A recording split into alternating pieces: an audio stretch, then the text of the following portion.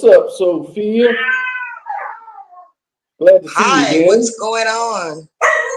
Oh, same old, man. Here. Yep, we're gonna have another good conversation, man. We're gonna go over communal living. Is it preferable? Is it not? And kind of go over different, communal societies that have endured over centuries,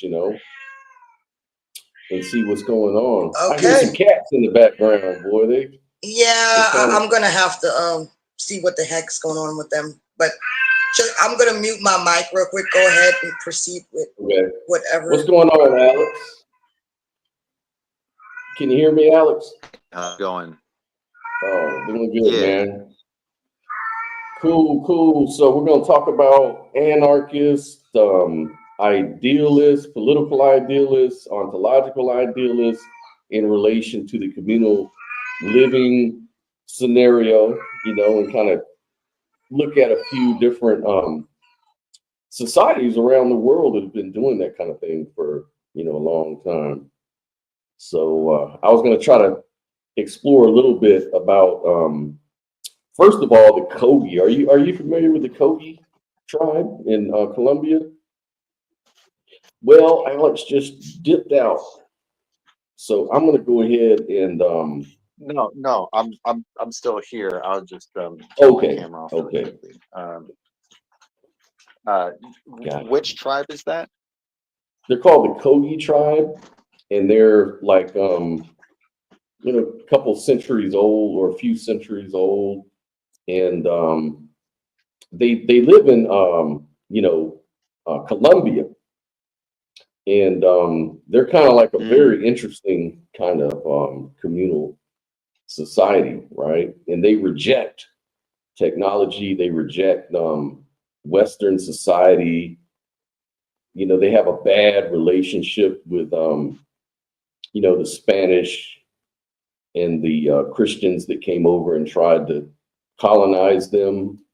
They've had a really rough history back in the 16th century. And ever since then, they created legends and things about what happened. And anyways, I was going to kind of show a little bit about that history. It's kind of been interesting. And then we can kind of get into whether communal society is really a good thing or a bad thing. But I wanted to, we're going to show a few videos throughout the whole thing, but really interesting stuff. Let me see if I can present it to you guys. 1 second.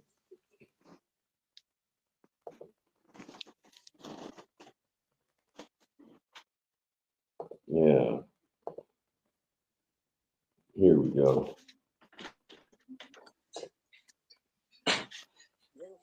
The water reacts with the calcified salt.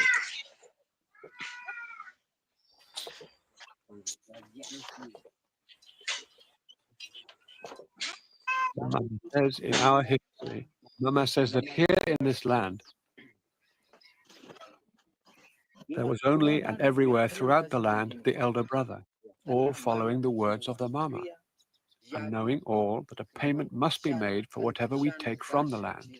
This applies to everything, not even the air we breathe, nor the water we drink, for all of it, of nature or machines, when you take, you make a payment. But then Sarankwe created a younger brother. He didn't listen. By the way, this is from a documentary that came out about 10, 15 years ago called Heart of the World, the Elders' Warning. Check it out. It's the Kogi message to humanity. Not understand. He would dig in the earth, tear at the earth, wound the mother. And Sarankwe said, we will send him away. We will make a division. The sea. The elder brother here in the heart of the world. The younger brother there, across the sea, where he will not harm the heart of the world. And he was given knowledge of machines and sent away.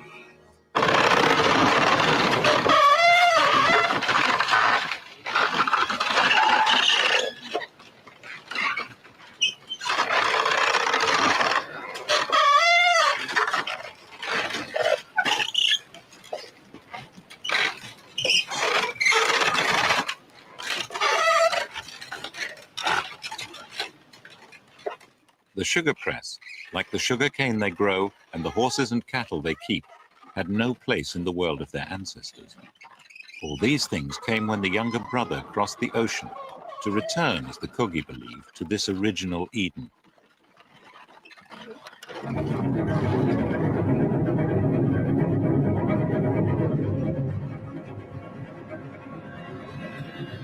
The sea, which the Indians believed gave birth to all life, had kept them apart from Europe's iron kingdoms. But the sea carried ships. They landed in 1514, and their commander had a document read out on the beach. I assure you that with the help of God, I will make war on you in every place and in every way that I can. And I will subject you to the yoke and obedience of the church and their highnesses. And I will take your persons and your women and your children, and I will make them slaves. I will take your goods, and I will do you all the evils and harms which I can. Man, Christians are so sweet and nice, aren't they? Like, really?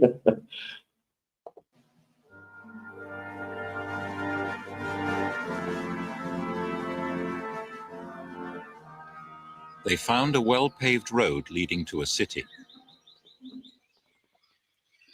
Today, the ruins of this coastal city are called Pueblito.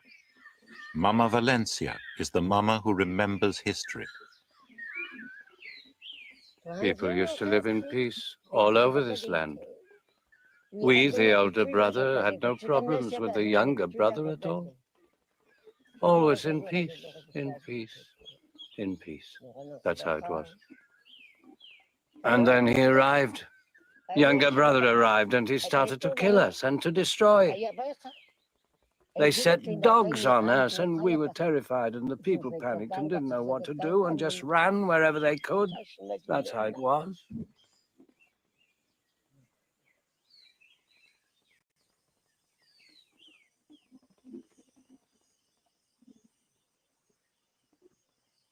Man,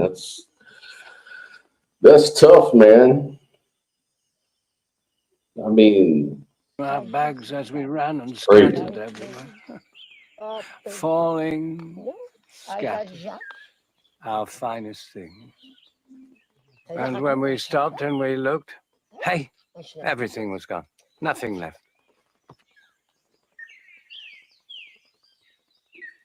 Mama Valencia's account of what happened here when the Spanish first came is fully backed up by the chronicles. In fact, the 5,000 or so people that lived here continued to live here after the Spanish arrived, and it wasn't until the end of the 16th century that relations finally broke down to such a point that the city was wiped out.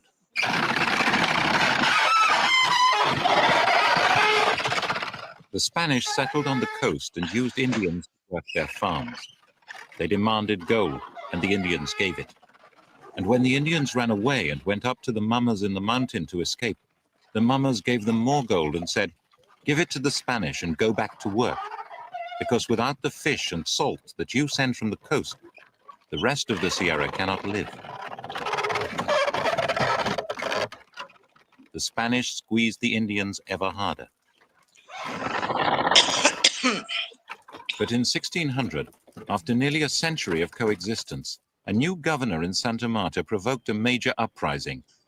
He presented the destruction of the Tairona as a moral crusade with the utterly bizarre conviction that they were all homosexual. Wow. Spanish men spent a lot of time together, whether they were soldiers, sailors, or members of one of the many religious orders. I'm about to say, like, look at what the hell? In Spain that men who like, I think they were projecting. Yes, big time, big time. But it's like, man, I guess, you know, it was all part of the Catholic Church's, you know, narrative. Yeah, that's their narrative. They wanted to convert them over or else enslave them, which I think they did both, or they tried to do both. Yeah, because we were all out of control and we were just killing each other and we didn't know how to live in harmony. And so we needed the we needed them to come and intervene and fix our lives and show us how to live and be alive and all that. That's right, because there were a bunch of homosexuals. Right?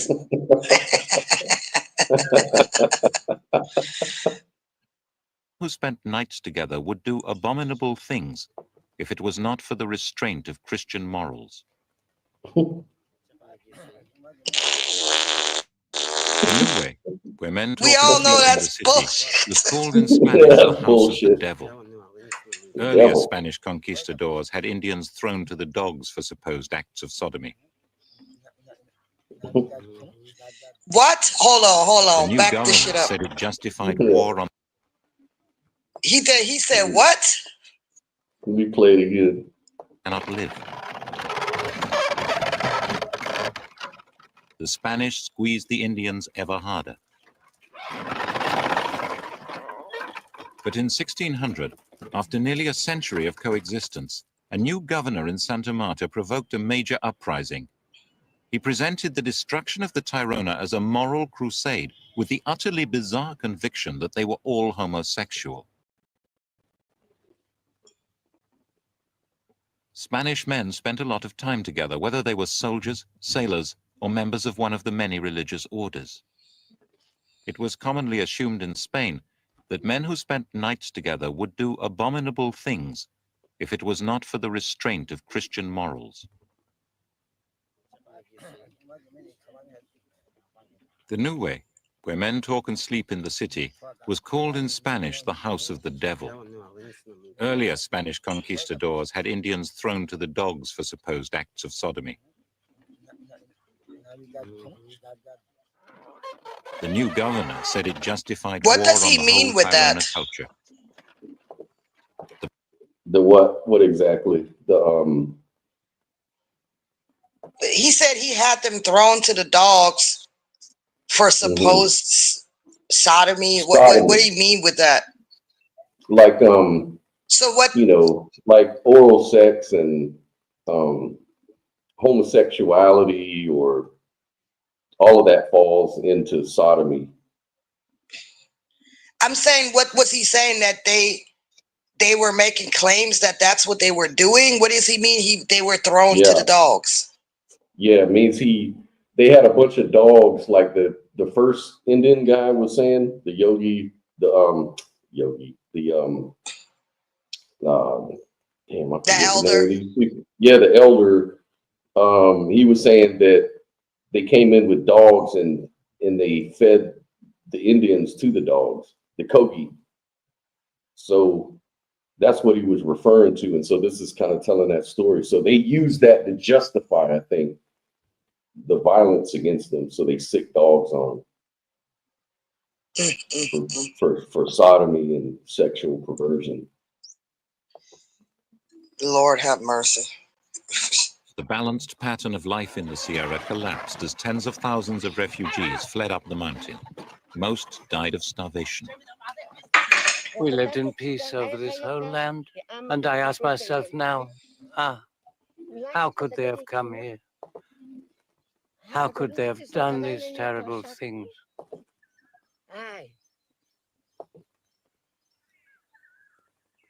They made us run away and hide. We ran into the mountains.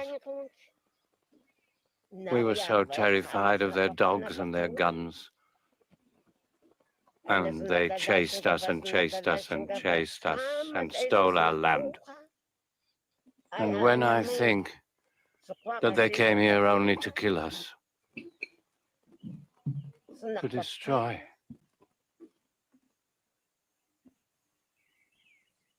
No, it's unbelievable. They stole from us. Look like he lived They through took it. our land so that they could live here. Wasn't that how it was? He's telling that story like it happened to him, like just yesterday, man. Like he's really. Well, it's like a ripple effect. It affected his, way of life. Mm-hmm. Exactly. Sad stuff, man.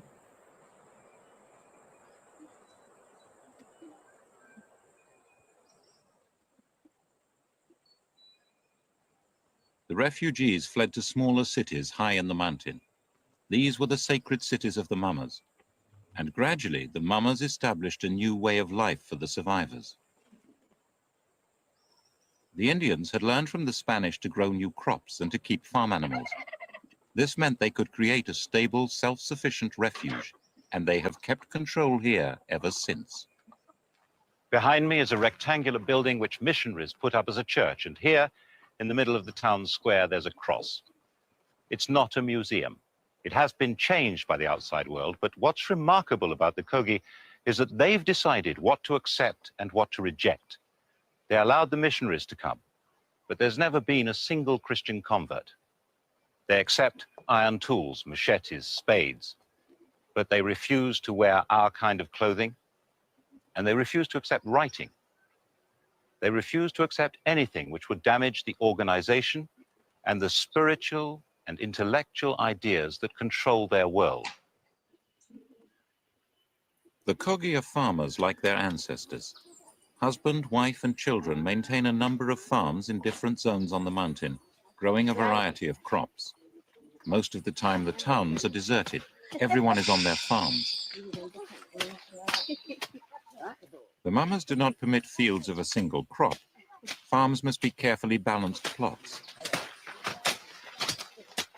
The family are clearing the undergrowth for new planting under the trees.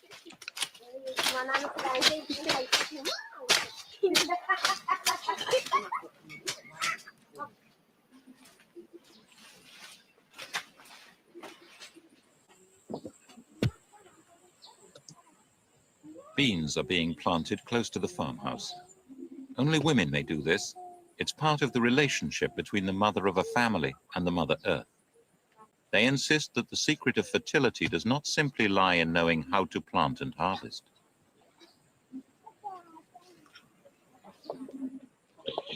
Well, yeah, basically they live off the land, you know, and they've kind of committed themselves to being separate from the modern world. And you can kind of understand, look at that history, man, that was bloody.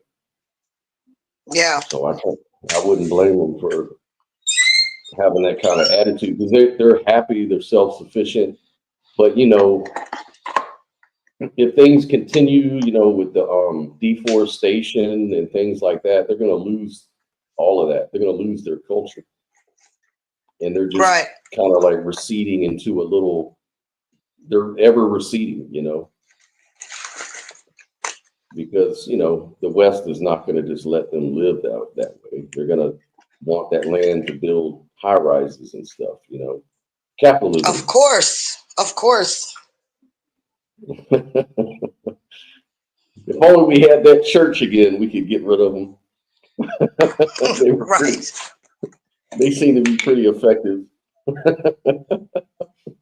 But I think now, you know, we have a lot of groups, you know, that try to protect, you know, indigenous tribes and protect from deforestation and things like that, you know, to kind of correct those sort of past mistakes.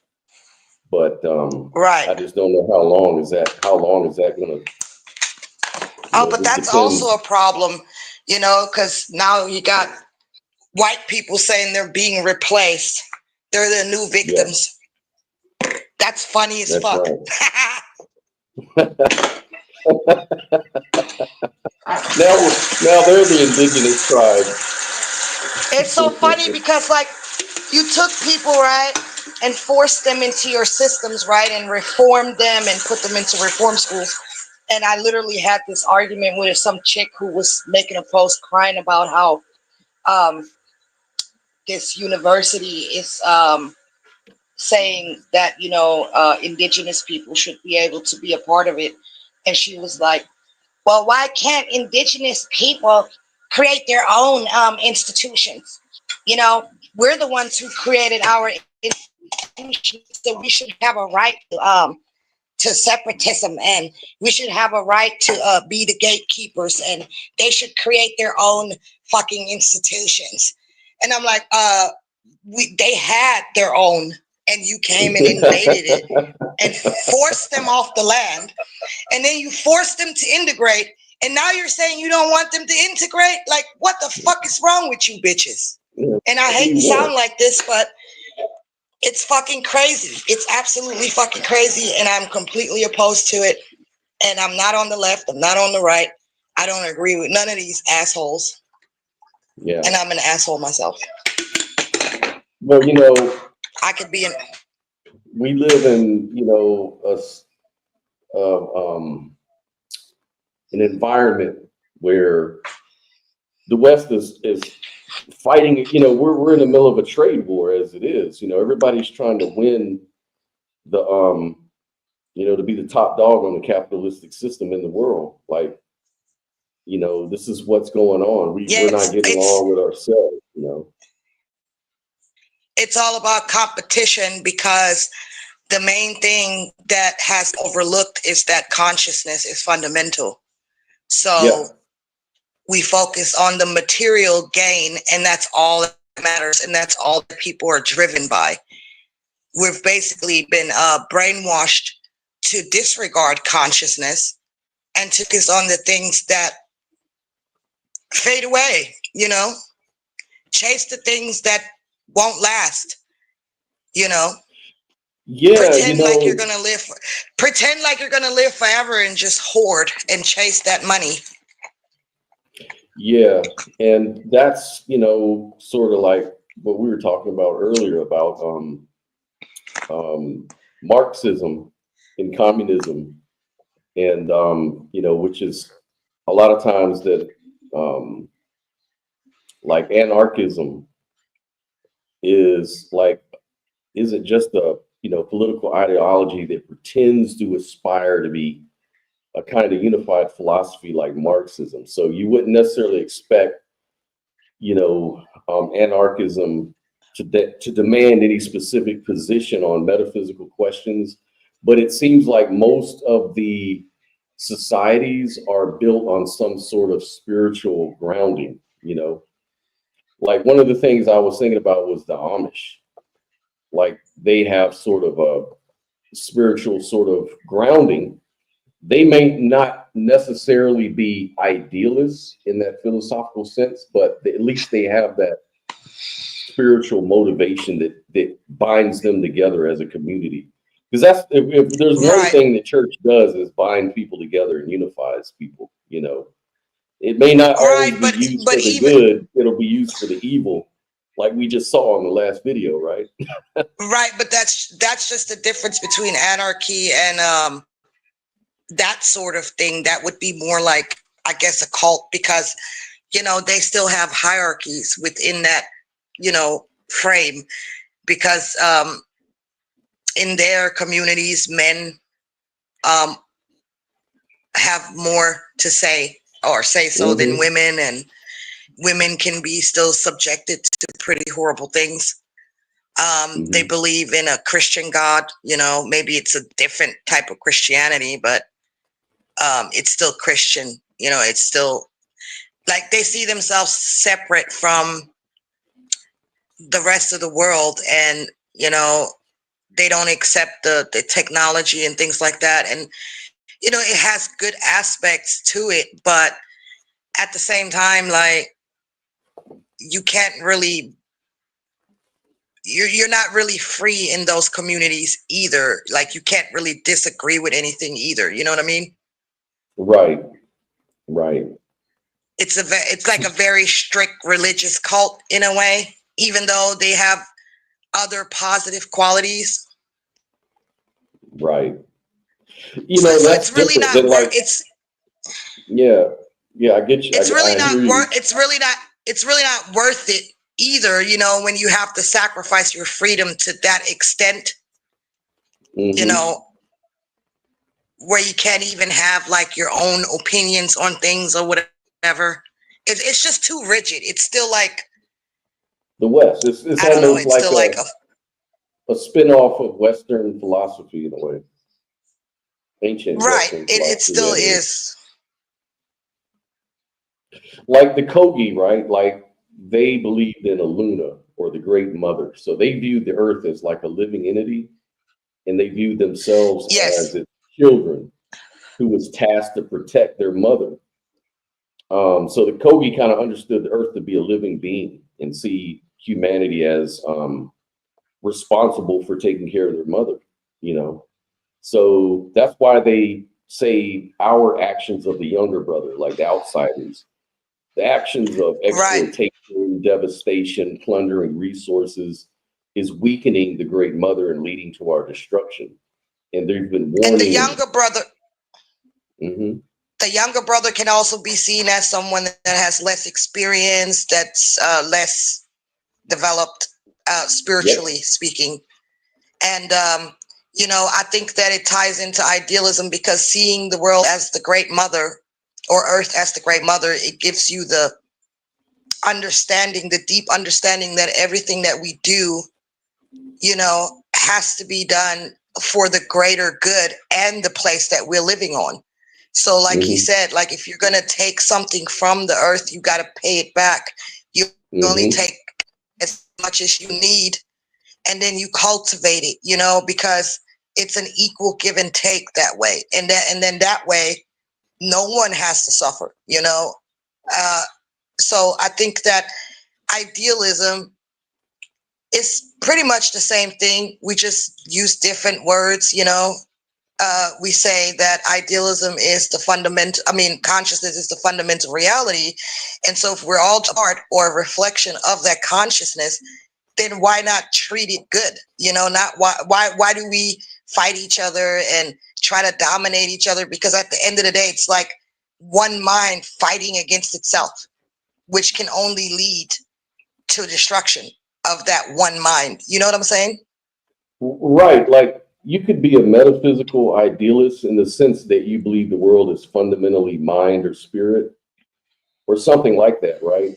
Versus a metaphysical materialist who would believe the world is fundamentally matter, up to us to exploit and take advantage of. And, you know, and that spirit or mind as distinct metaphysically, as a metaphysical substance, they would say that doesn't exist. You know, and you could also be like a historical idealist in the sense that you think that ideas, intentions, or culture are driving forces behind like historical transformations, versus a historical materialist, which is an idiom of like Marxism. So there's a difference there. Like we were mentioning Hegel, like you know, Hegel was one who kind of accepted the political idealism, but also the metaphysical idealism. He thought that would be more successful because then you would have a deeper fundamental grounding for society rather than just a materialist who just wants to exploit and create hierarchies and, you know, capitalism and try to get over on things and people. You know what I mean? Right. Alex, can you hear me? Well, yeah. I want to ask you a question.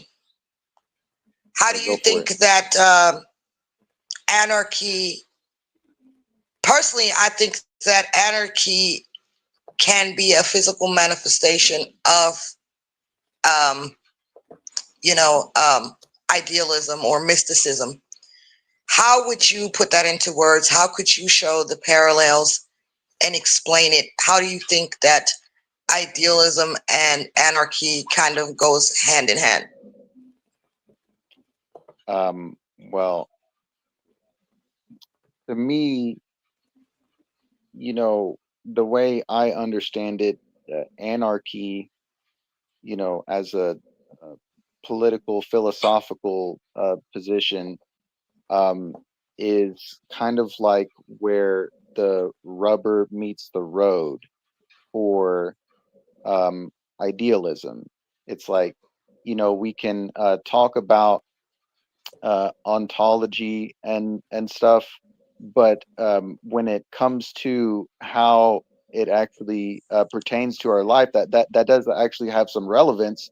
And you know, the establishment that we live under in Western civilization,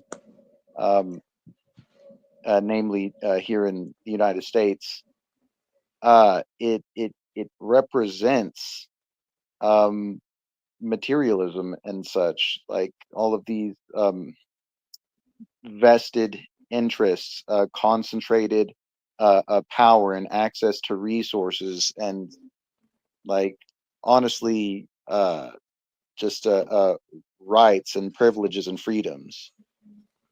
So would you say that hierarchies are just constructs and basically mental, um, things that we make up as we go along? And do you believe that there are just natural processes? Like, for example, we get older and then naturally people can be recognized as elders of their community, right? Because they naturally hold that place.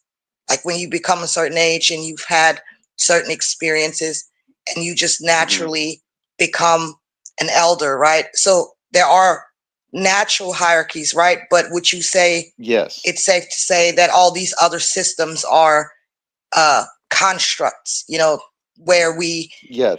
or certain people delegate more power to people that serve their interest? Yes, at a certain point we can, logically infer that a specific hierarchy is actually an unnecessary hierarchy, and one that seeks to serve a a specific minority of the population rather than the majority of the population. Okay. It's just based on who benefits and who has say so. Right. Yeah.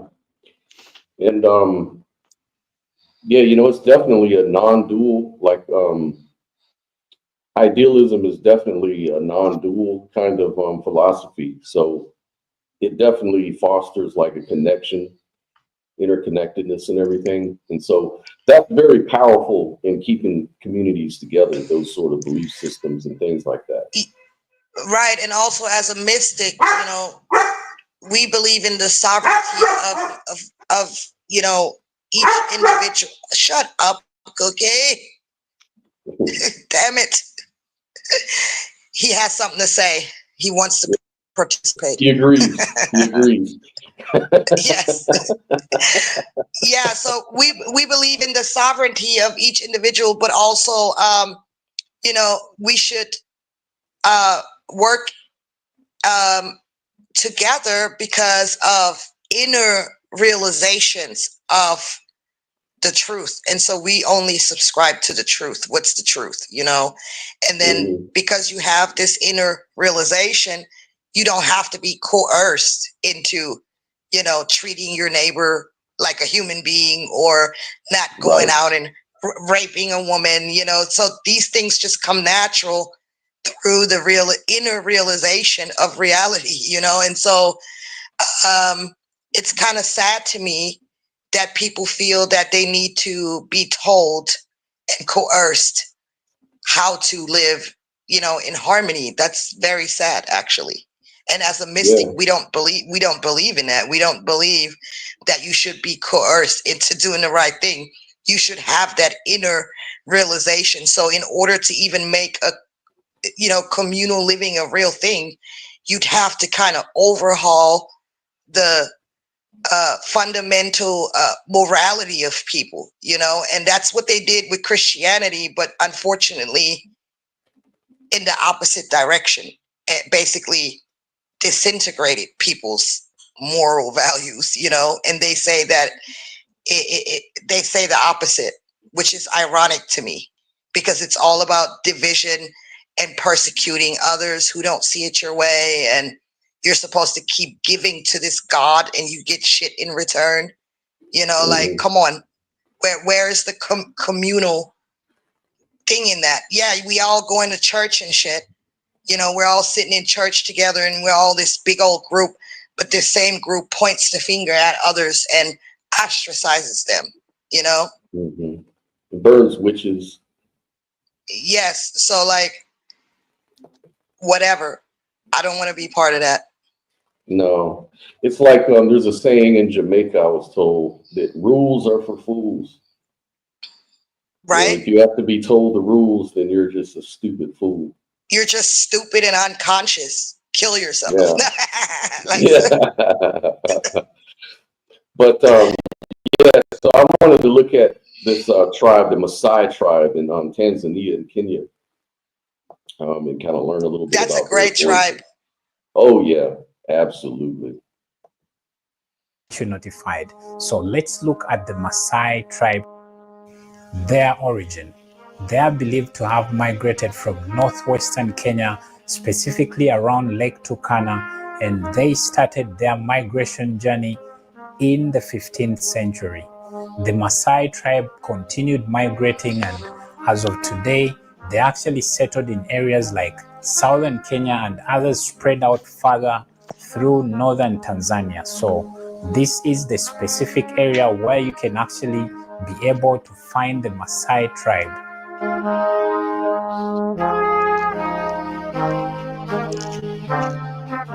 On their migration journey, they were able to meet many other tribes that had earlier settled in these areas, and for many of these, they actually had to take them down through a fight. So for many of these tribes that were conquered by the Maasai, they were forced out of these areas and they had to flee these areas. And then for those that actually agreed to work with the Maasai, these were actually assimilated into the Maasai culture and they became part of the Maasai.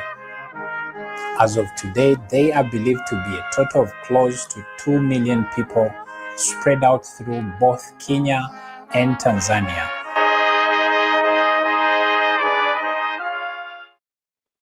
Let's look at the Maasai culture. In the Maasai culture, men, especially the old men, these run everything around the society.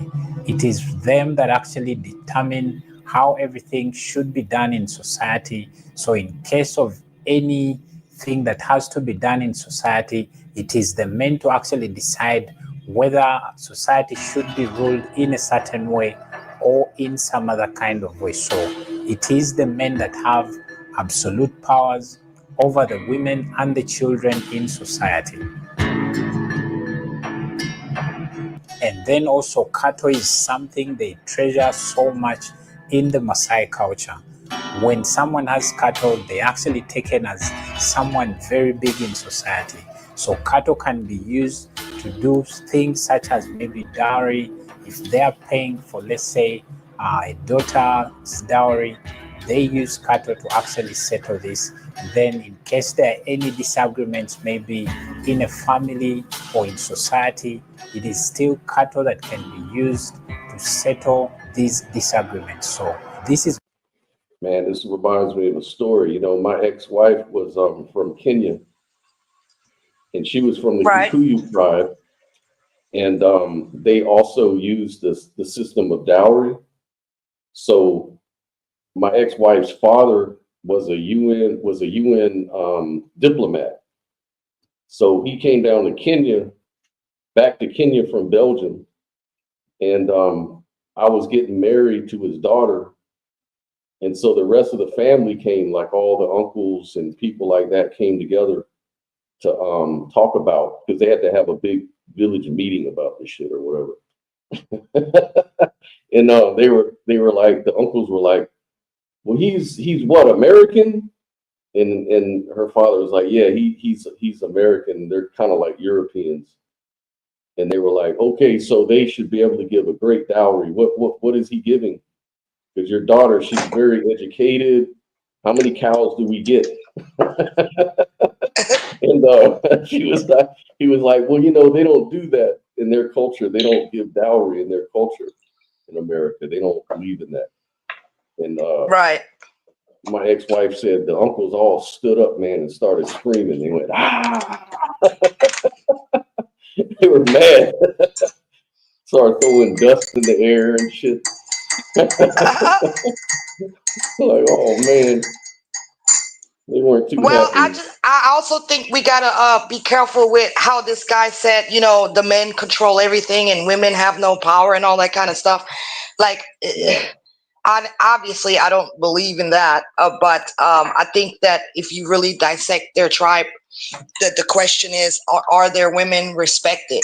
Are those women taken care of and have everything that they need to thrive? Oh You know, yeah. Oh yeah. and so I think Absolutely, they it's up. do. I think it's up to every commune to decide how, you know, society should function for them. If that's Yeah. how they do it, that's how they do it. You know, And it's like tradition. We're because talking about hundreds and hundreds of years. You know. right, and they've thrived that way for a long, long time. And Alex and I, we watched this documentary on this other tribe where women actually are in control, but not so much in control. It's just that the women in this tribe make most of the economic decisions and they keep the community together, like the glue that holds it together. Kind of like how a lot of women keep their households together. They're like the glue that keeps it all together. So there is no like disrespect or tyranny or totalitarianism or anything like that. It's just that in this particular tribe, the women are the ones who are just more mindful of the economic needs, and the guys are the ones who kind of protect the community, do the hunting and things like that, you know, and everybody just kind of recognizes their strengths and weaknesses, and then they just make it work. And sometimes it can entail that in one community it's the men who make more of those decisions, and in another community it might be the women who make more of those decisions.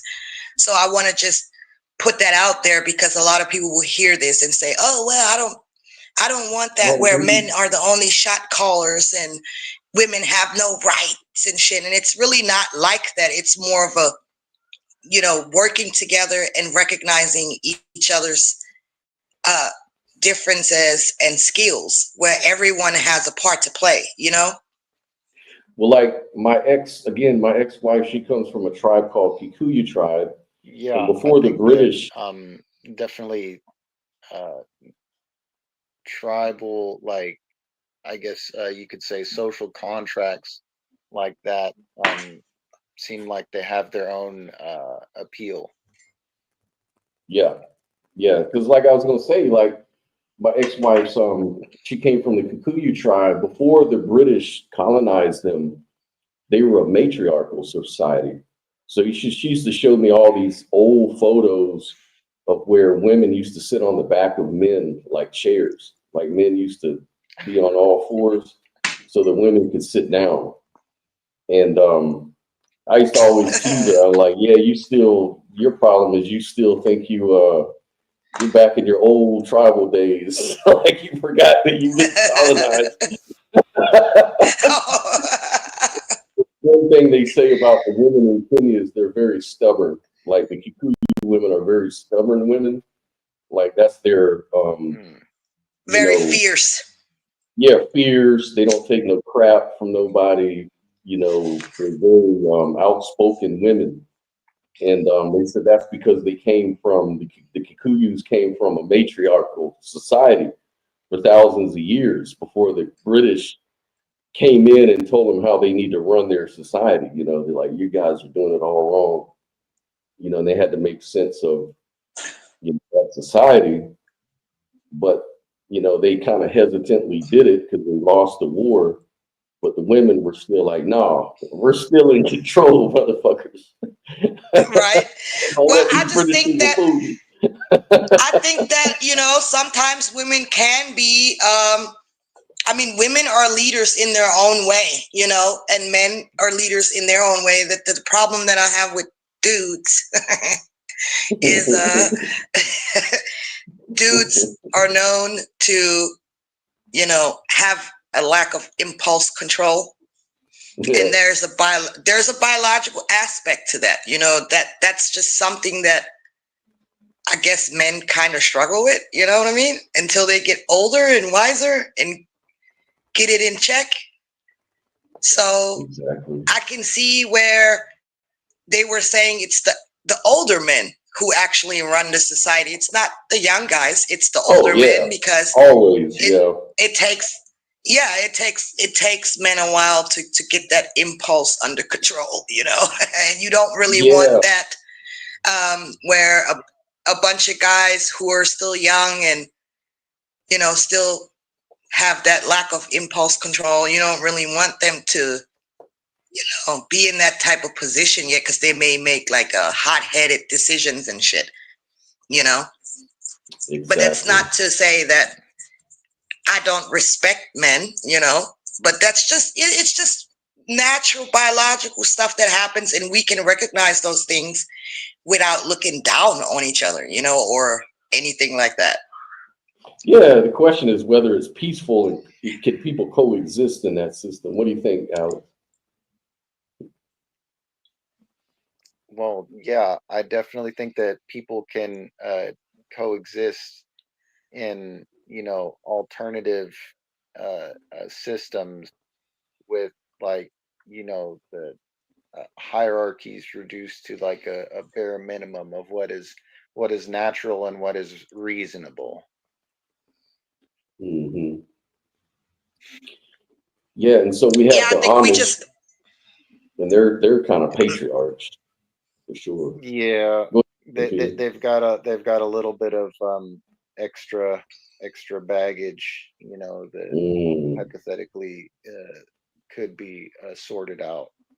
But Yeah. you know, there's definitely some like good takeaways, like, you know, taking responsibility for one's own like housing and food production and stuff. I think that's absolutely a good thing.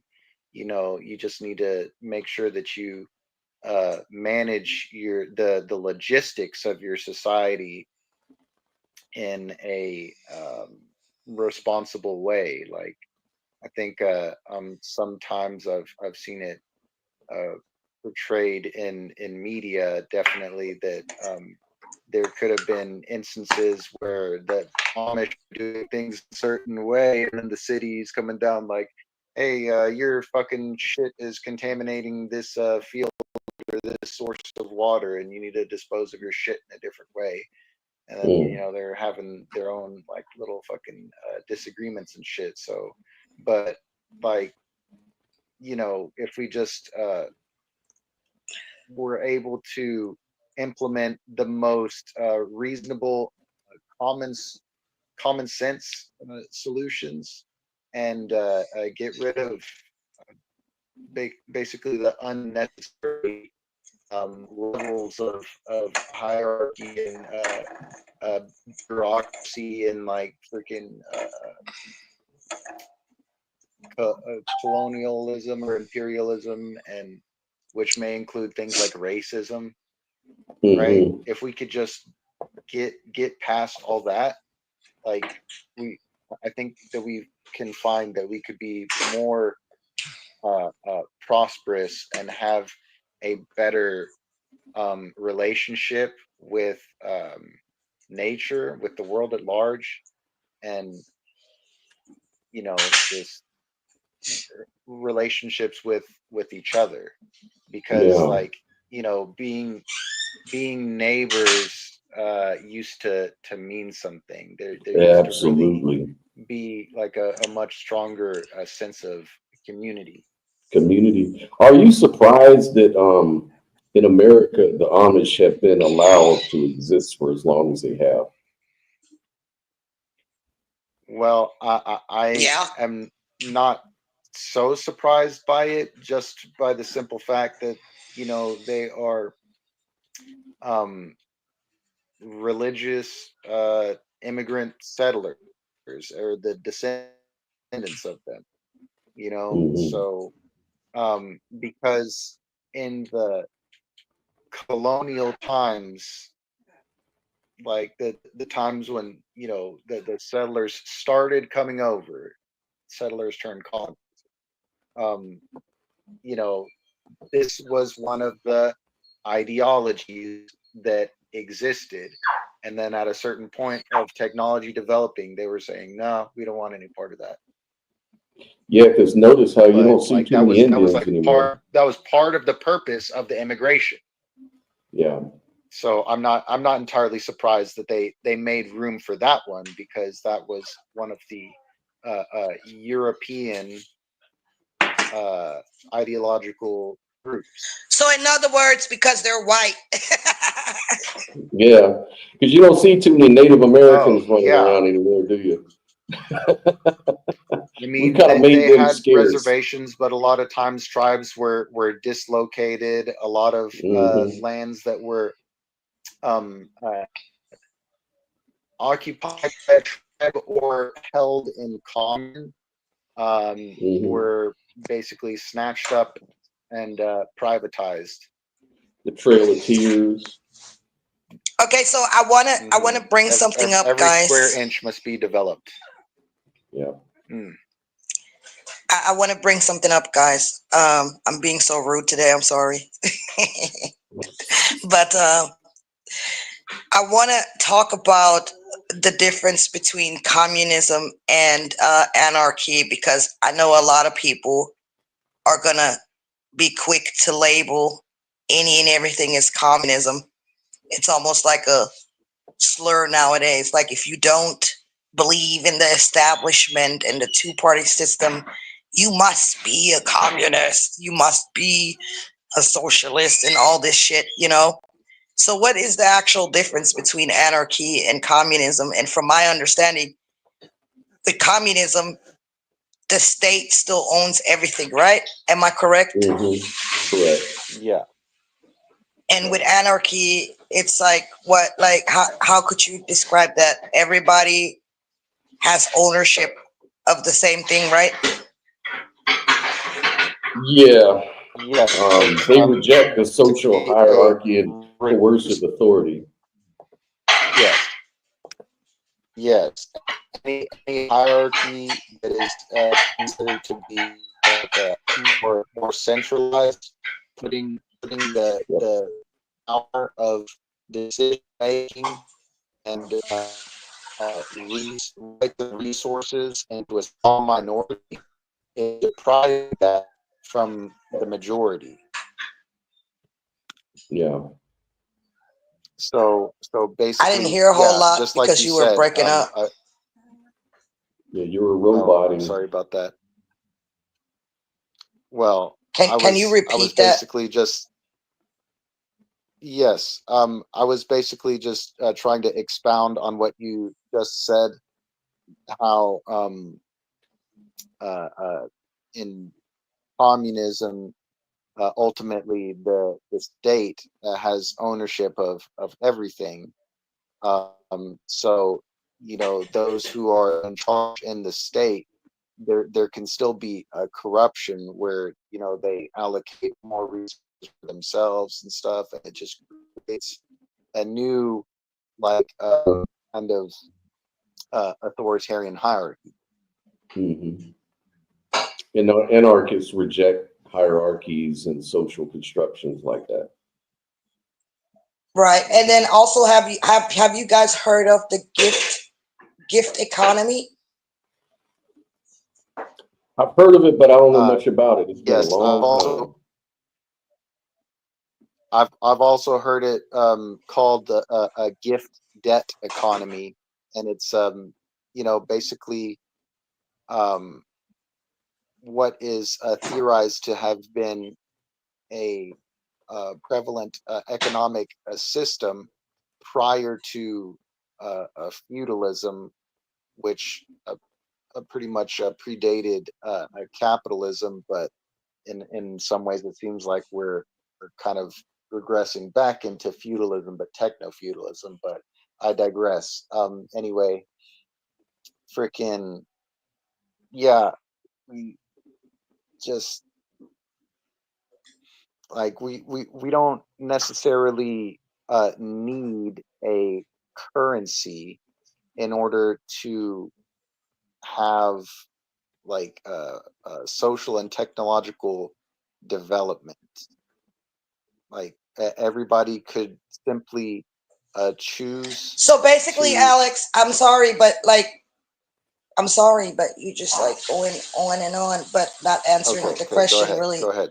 And basically what I'm getting at is that in a gift society, and also I wanted to acknowledge Caleb's comment, said that there is anarcho-communism. But anyway, what I was going to say is in a gift society, you're not expected to immediately pay back your debt, and you're going to be basically given what you need to establish yourself. And you're just expected to eventually, put back into the community, right? So that's correct. Because of the type of narcissistic, selfish ass, competitive ass world we're living in, it would require a real overhaul, like I said earlier, of people's moralities. Because what could we do to protect ourselves if this person says, oh yeah, I need help to get started, and so I'm going to utilize your help, but then they take it elsewhere. And if you kept giving like that, that would ultimately also hurt the community. So should there still be some sort of contract or agreements, or will we not even get to anything like that until people's fundamental, moralities are shifted? Like I said earlier, people have to have these realizations within themselves, right? Yeah. Yes, Caleb, I think that. Go ahead. Yeah, I was just going to say, Caleb mentions there's anarcho-communism, which was Marx's goal, a classless and stateless society. I mean, yeah, that's honestly not a bad thing, but unfortunately, we have also seen. Well, I guess that I'm not so educated on the different political terms, but I think the problem with communism in itself is that the state still owns everything, and it could still be very corrupt, and we've seen that a lot of times, right? In different examples or whatever. So I guess he's telling us that there's a distinction between the two, right? Who knows about that? I mean, I don't really know much about it. I do know that I don't know of any communist country that's really succeeded to the ideal. Like, we can look at Cuba. Maybe Cuba's a successful, shining example of communism. But I wouldn't want to live there. But, well, you talk to a lot of Cubans. Cubans will tell you, like, especially very nationalistic sort of Cubans I've spoken to, they're very proud of their country and they love it the way it is. But then if you send Americans down there, like I saw this one show where Americans went to the grocery store and they had to stand in line for like hours just to get bread and milk, but then Cubans are used to that. They're like, well, that's not a big deal. That's just how it is, like you guys are so spoiled. Like if you weren't so spoiled, you wouldn't look at it like it's such a bad thing. It's actually a good thing because. So you're basically just standing in line and waiting on your handout or whatever. Yeah. And they'd rather have that than the American style, because it's in America, you got all that greed and people killing each other over, resources. We might have to stand in line, but at least we get what we need. Where you guys have to work all the time and struggle and barely make it. They hear all these horror stories, and it's just so funny. It's just that's how perspectives are. Perspectives are. But then, how do they keep their society and their economics going? Like, who does work and who does? That sounds like, I don't know. Sounds weird to me. They get their money from the resorts, like on the beach. Like I knew a Cuban, he used to work on at the resorts, because that's where all the Westerners go. Like all the Americans, they fly in, and all they do is they go to the Cuban beaches and resort. They got really nice resorts and nice places that the government runs. And but when you look at their people, when you go down into the cities, their people live very poor. They drive these old 1950s looking cars, and But you know, the people are happy though. They said that when you look at the people though, the people themselves are very joyous. Like they're very happy. Like they may not have a whole lot of money or whatever. They may just have what they need, but that's all they need. That's all they want. And they kind of take pride in that. But I think a lot of that is just cultural indoctrination. It's just like over here. You Yeah, know, because a lot of we're Cubans indoctrinated. also migrate to the West, you know? Yep, yep. A lot of Cubans do. And And actually, they get, because, you know, Western influence, which is why, you know, Castro warned against that. Like, it's gonna spoil our people because they're gonna see what the West has to offer. It's like kind of like the fruit in the Garden of Eden. Like you're trying to show them this other thing, which is just a big delusion. It's like a big um, uh, temptation. You always think the grass is greener on the other side because of all the money and flash. But when you get there and really live in America, you learn it's not all that great after all. There's a lot of division and right, victims, and you know what I'm saying? Like racism, and it's a hierarchy. It's just another form of hierarchy. So you get right, deluded into thinking that American life is so much better.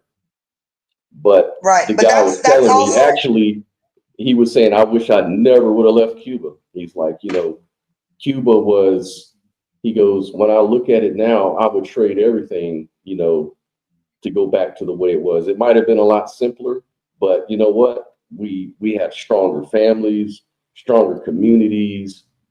It was a lot more fun. So what? We didn't have the latest cars and the latest fashions and all that. That's not important to them. You right. know, it just depends on your perspective, is what I'm saying. I mean, I kind of get that too, because I kind of believe that too. Like a car to me is, it needs to get me from point A to point B. It doesn't need to be flashy. It doesn't need to be the latest model, as long as I can use it for what I need it for. And I think there's a Yeah. certain kind of humbleness in that you know, rewards you in a way that you don't have to stress about constantly striving for more, you know, because competition and capitalism can make people so to the point where they're like bottomless pits and nothing's ever good enough and everything is replaceable. But when do you say, okay, I'm content with what I have, you know? Mm-hmm. And so in a way, that's not a bad mindset, you know, but We're just used to it's different. We're just used to it. We're not used to that. To us, we think standing in line to wait on bread and milk is what a great inconvenience. You know what I mean? But to them, yeah. they see it as totally normal. It's totally normal, you know, and it's just weird for us to wrap our heads around that, I think. I wouldn't I mean, want it because the only, I'm used to, yeah. right, the only thing that I would probably have a problem with is, as individuals, we all kind of need to feel accomplished too, in some way. We all have that like Yeah. creative spark within us to where we want to be able Mm. to contribute and produce. I think that's just part of being a human being. And I call it the creative spark. So I don't think I would be satisfied with just having somebody hand me everything. I want to be able to, you know, plant my plants and tend to them and watch them grow. And then when I see them bloom and I can reap the benefits of it, that makes me feel happy. That makes me feel accomplished. And that's just one example, but I think we'll do need that as well, you know? Yeah. And it's the Yes, same with, yeah, go ahead. I'm sorry, go ahead. oh, I was just saying, I heard basically the same concept from this woman. I believe she was a Eastern European woman or of Eastern European descent.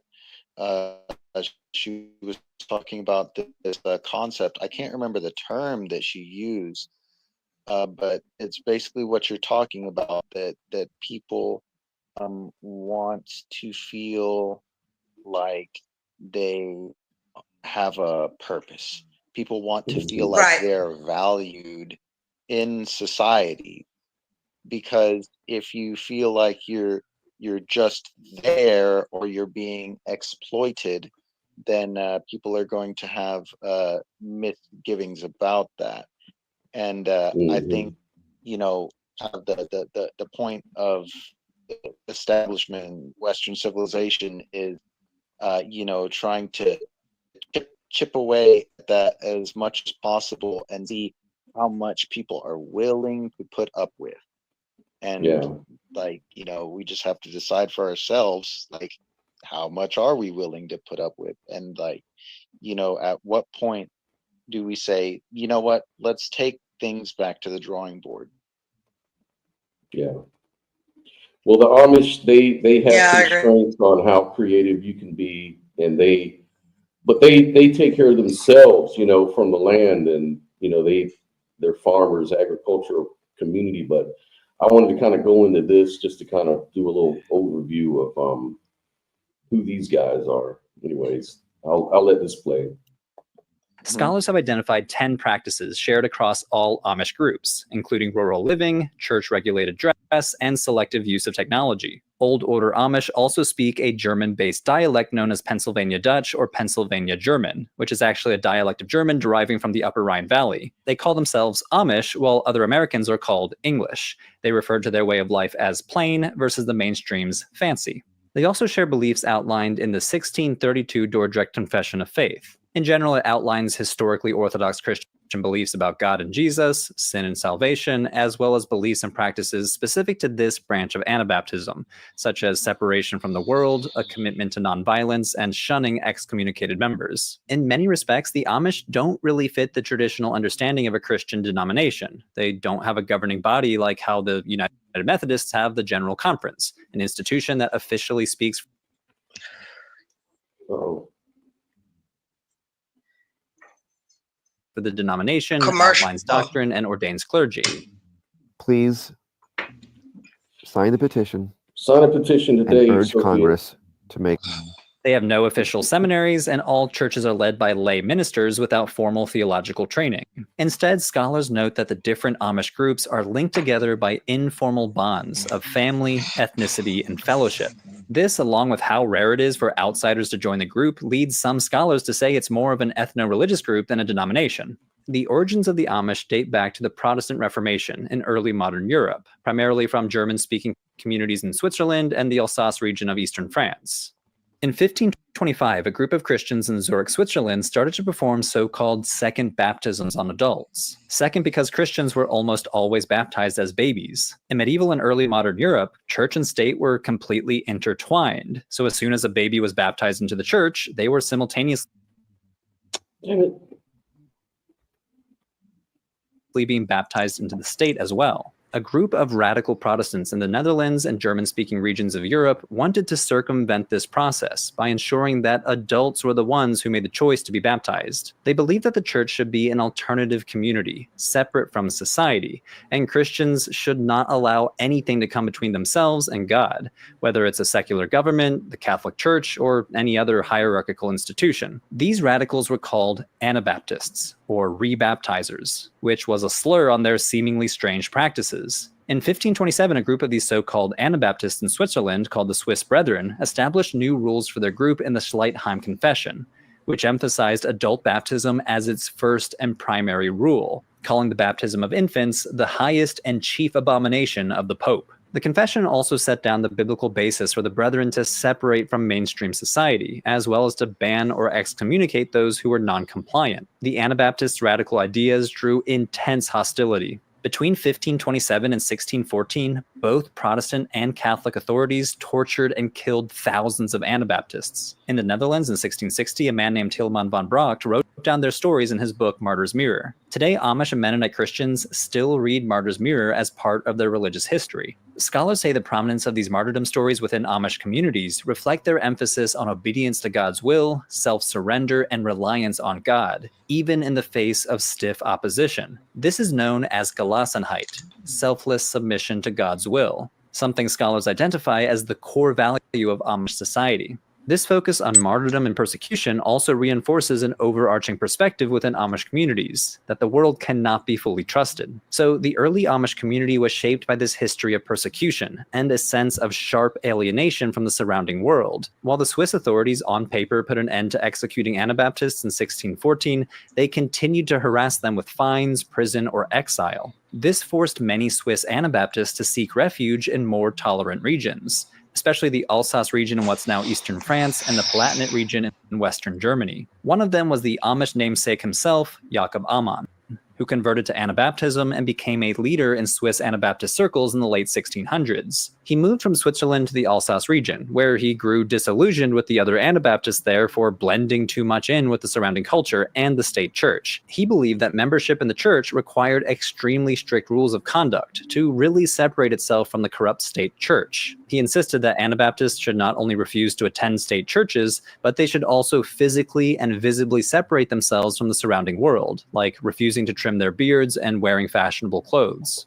Interesting side note, these clothing rules actually mirrored secular laws. Governments in Western Europe at the time issued so-called sumptuary laws, which regulated clothing for each social class. So Jakob Amann's concern about clothing was not just an Amish thing, but reflected a social norm at the time. Although he was viewed as a reformer, he based a lot of his ideas on the Dordrecht Confession, which I mentioned earlier, a Dutch Anabaptist statement created 60 years before his time, which also stipulated the practices he advocated for his group, such as feet washing and shunning. So in many respects, he was building on traditions that had already been established decades before. After Just need to pause it before we get cut off. Hey, Caleb, how you doing, man? Still waking up, but I'm here. All right. Hi. What time is What it? time is it where you are? Oh, it's like 2:47. It's just my sleep schedule's all messed up for some reason. So I woke up around 1. Wow. Hey, I had a late start too today. Yeah, we're running a little late. Yeah, I was kind of tired too, man. I was beat. Anyways.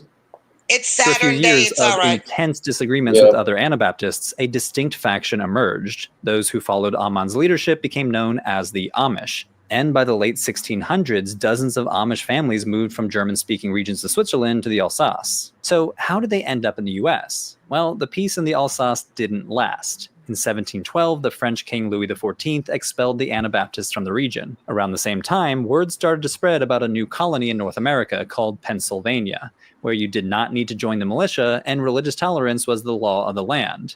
Well, at least compared to the other colonies. So faced with continued persecution, the idea of owning farmland far from European lords sounded pretty great.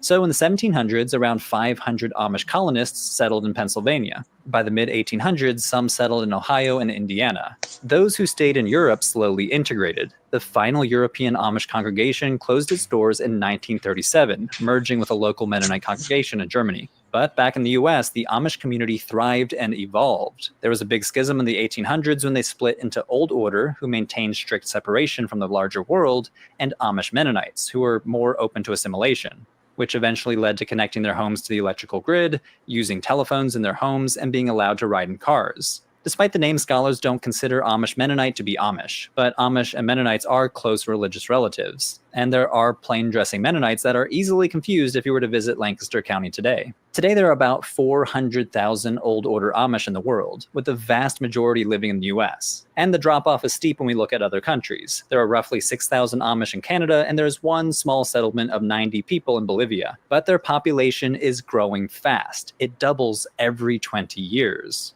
Amish belief, practice, and identity revolves around the Ordnung, meaning order in German. On a macro scale, it can refer to divine order, as in life as it should be lived, but it also encompasses the mutually determined rules of each particular settlement. Since the Amish don't form an overarching denomination with an institutional hierarchy, a particular community's Ordnung might look very different than another's. A Lancaster County, Pennsylvania settlement may have a completely different set of operating rules than a settlement in Ohio. Despite these differences, living in an old order Amish district means complying with the Ordnung, which dictates customs about how to live, what technology you can use, employment options, and mutual aid.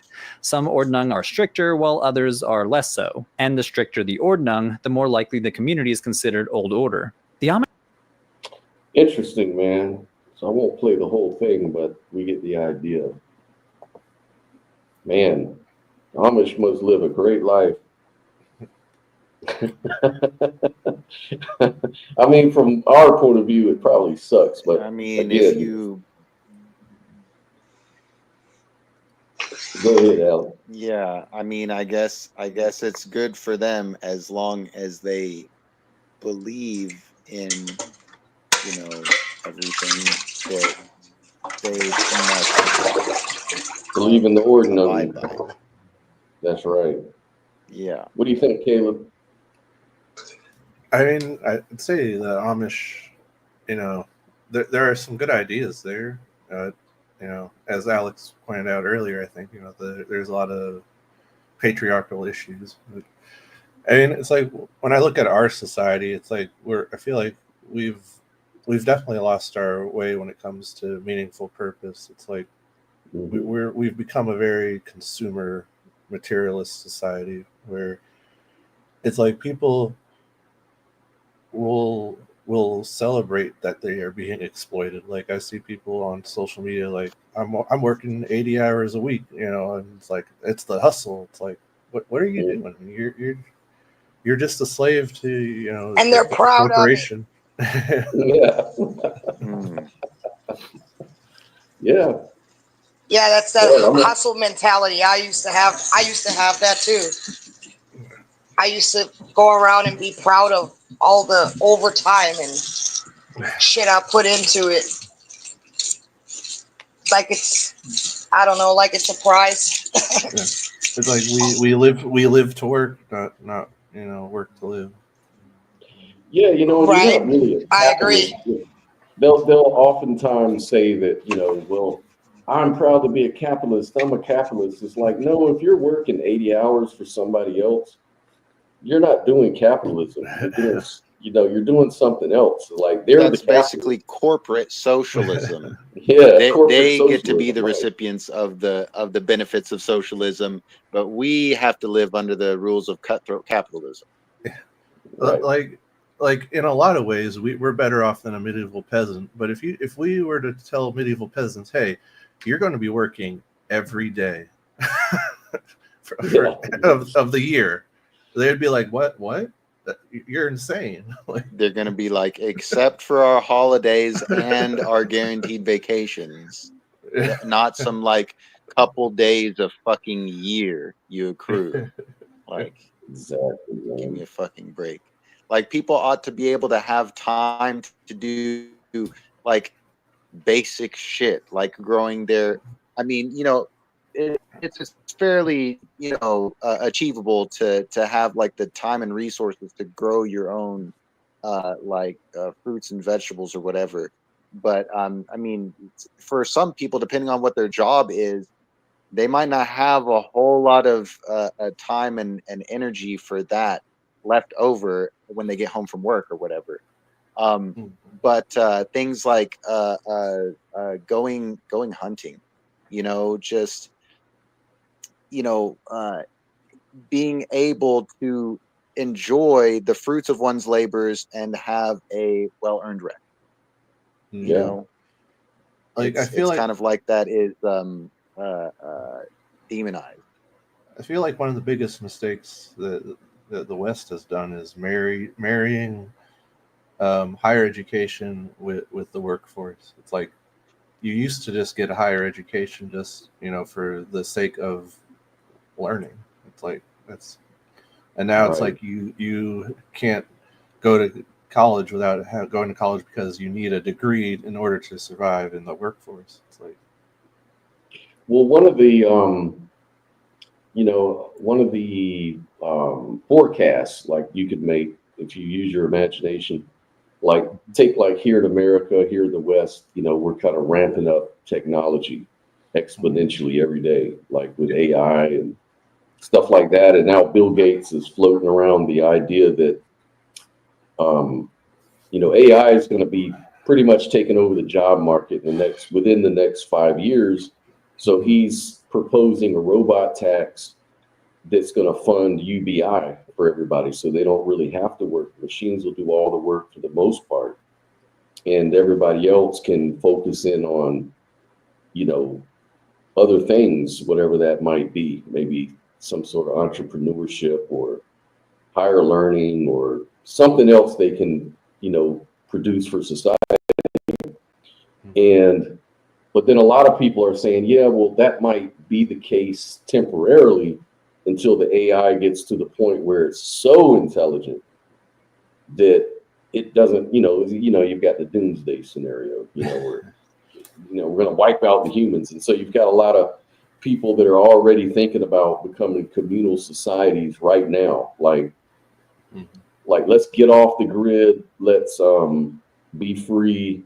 Let's, forge our own path, because the AI is going to try to, do away with us if we're on the system, and then, some people are forecasting that, yeah, actually governments around the world would say, well, it's your right. If you want to get off the grid, don't expect any kind of support from us. You're more than free to do that. You can live off and we won't mess with you. And we'll keep on moving.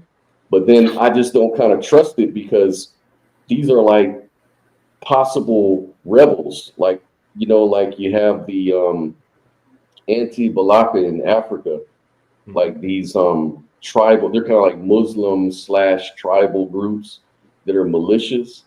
They got off the grid, but they go around and they ride around on Jeeps, and they do what they have to do in order to get what they need. So they might kidnap people and sell them off. Or you've got a lot of these cartel groups that may not really want to be included in that system, in the new system, in the new world order.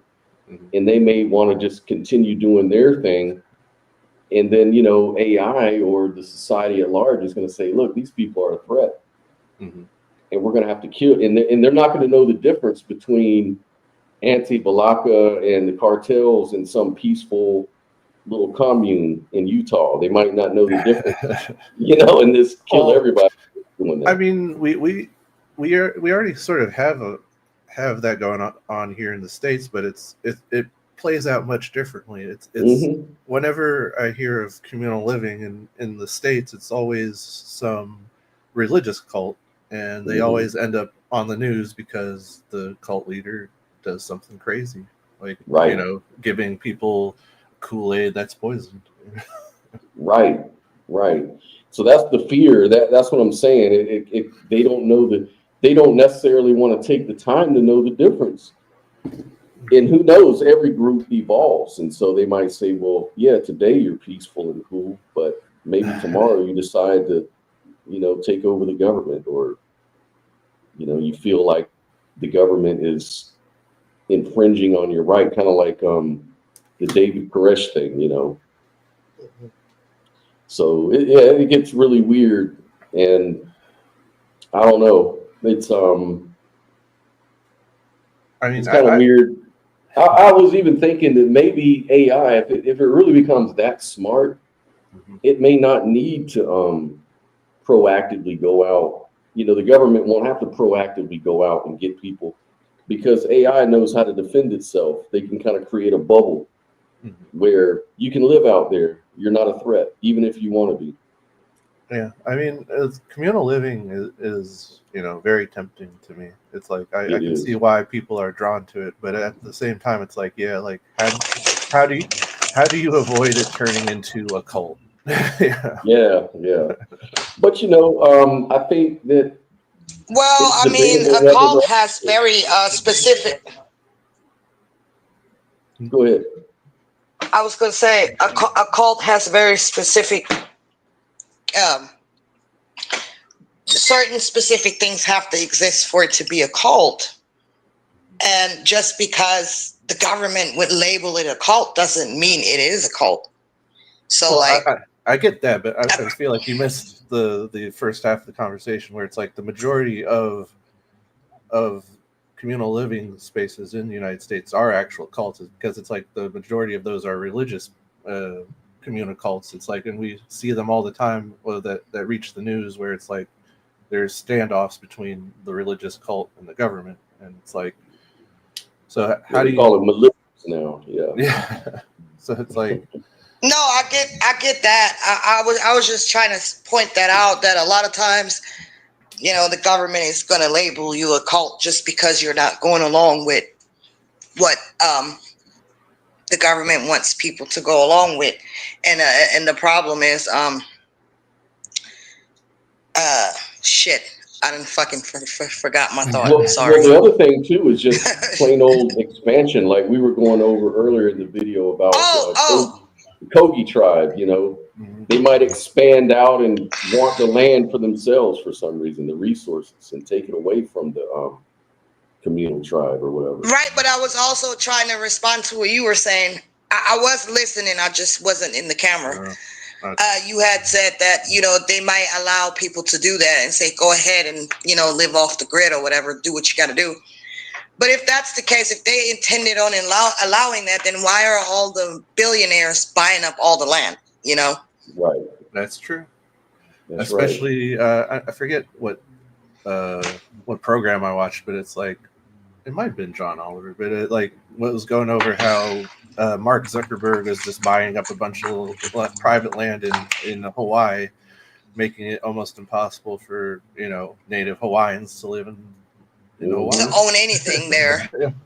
And Bill Gates is doing the same thing. And it's like, if they really wanted people or would want to allow people to do that, they wouldn't do that. Plus, they have already passed laws, like right here in Texas, that technically translates to that it's criminalized to be homeless. Yeah. Like if you're camping out on public property or anything like that, that's criminalized. And in history, we can see all the way back that communal living was criminalized. In Canada, it was criminalized. The indigenous people were basically forced to stop living the way that they did because it was criminalized. Their practices was considered criminal. You know, their sacred ceremonies, all that stuff was literally criminalized. So I think that we are dealing with something a little more sinister than we think. Oh yeah, which is why yeah, go ahead. I was just going to say, which is why I laugh when liberals tell me that our billionaires are the good billionaires. It's like, your billionaires are exploiting and ruining people's lives as well. So that's right. Exactly. they all on either side, they want the government to work in their favor. Well, like when I was in California, there was this religious, you know, I always wanted to get my hands on DMT or ayahuasca back then, because I had never tried it, right? I was always trying to explore my consciousness or whatever.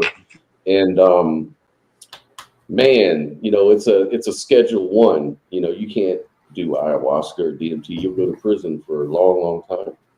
And anyways, they found a loophole in California unless it's part of your religious ceremony.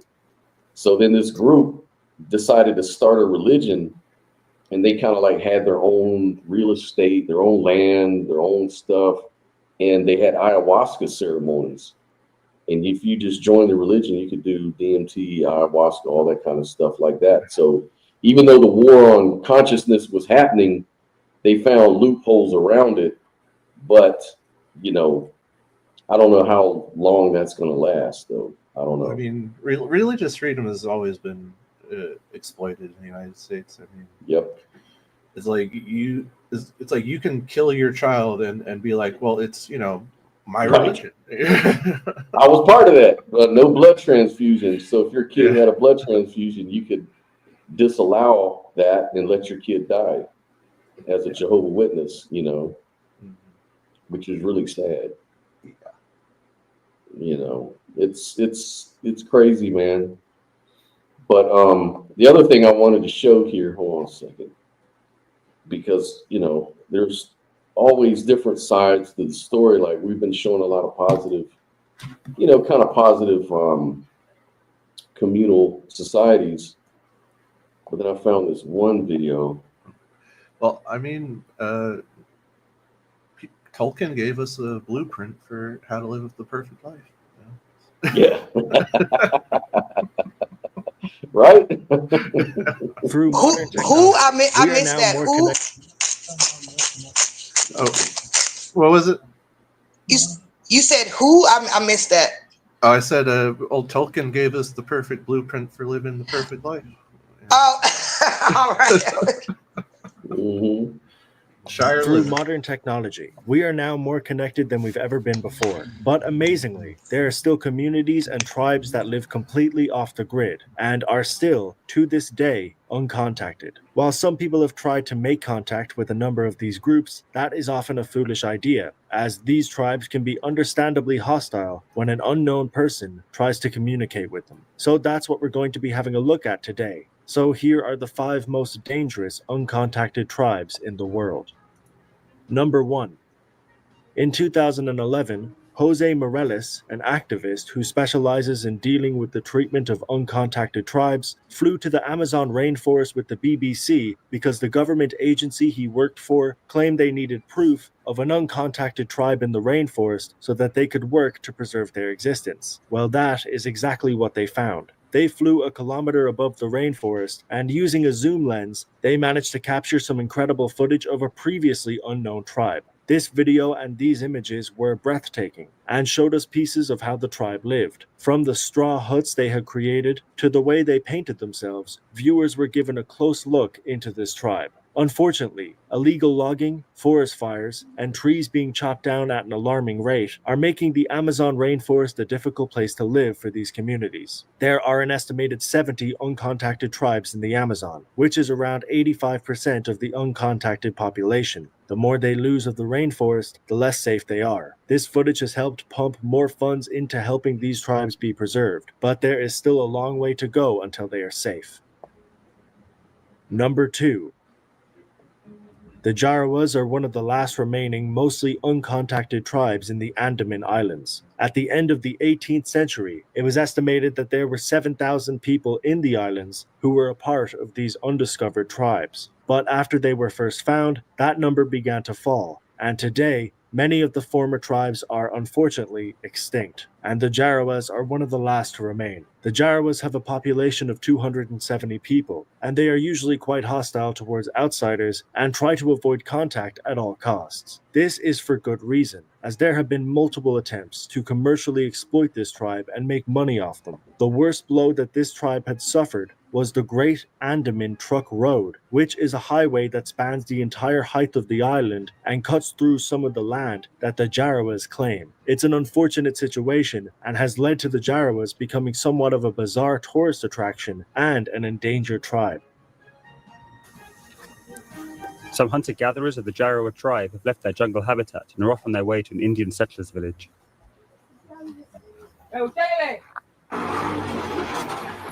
At the entrance to the Jarowa Reserve in the northwest of the island. Alongside the road, a sign, "Beware of the Jarowa." But forest officials don't hesitate to intrude into the jungle these days. They're even cutting trees in the reserve. Instead of protecting the reserve as the law dictates, Indian authorities are exploiting it. We should stop encroaching into their territory. We should restore to them their traditional land. And how can this be done? By closing the Andaman Trunk Road. India has violated basic human rights by constructing the Andaman Trunk Road that runs through the middle of Jarowa territory, says Singh. They're pledging for a closure of the road. But traffic goes on. Number 3. In June 2014, yeah, there's some dangerous tribes. We ought to all go there on a field trip, man, and try to maybe convert to the Christianity or something. Are you on board? You know, I don't blame these tribes for being hostile, because throughout history, every time people go over there and meddle, all they bring is disease and distinction. Well, what was it? A few years ago, there was that one Christian missionary who, I forget what island he went to, but he ended up dying, and the church had the audacity to be upset at the tribe. Right. Something's got to be It's done fucking about crazy. that. Or do y'all remember the one with the chopper? Was it a chopper or something? I think it was in the rainforest or something. I can't remember, but it was this big old story about how they landed there, and because the tribal people had never seen technology like that, they didn't know what the hell it was. They thought it was some kind of fucking alien or whatever, you know. And so they fucking speared those people to death, and then the next thing you know, they were painting this tribe as this horrible, uncivilized, and hostile fucking people. Yeah.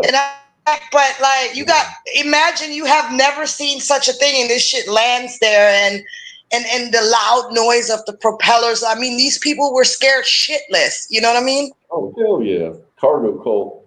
They'll start worshiping. Like I remember one where they the tribal people never seen an airplane before in World War II, and they started seeing them fly over the island because it was the war. So they started making makeshift. They thought they were gods, angels. So they started making like little things to attract them every year. Like, come back. One day they'll come back and visit us again.